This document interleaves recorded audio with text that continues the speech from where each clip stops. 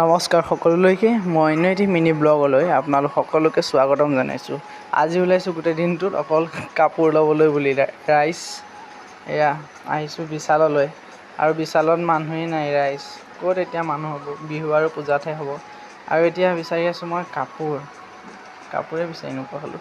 এইকেইটা পালোঁ বাৰু, চাৰ্ট চেক কৰোঁগৈ। এইটো চাৰ্ট ভালেই লাগিছে, হ'লেও নাই পচন্দেই নহ'ল।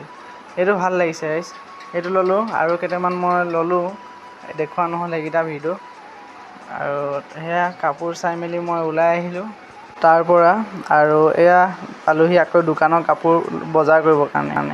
মানে দোকানত কাপোৰেই নাই ৰাইজ। আৰু দোকানত বজাৰ কৰাৰ পাছত ময়ো হোটেলত আহি কিবা এটা খাই মই ঘৰলৈ গুচি আহিলোঁ।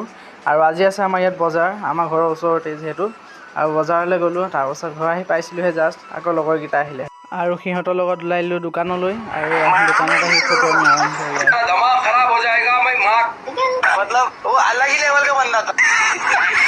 সেইটো ফটোৱামি কৰিছোঁ আৰু মই ব্লগ বনাই আছোঁ ৰাইজ।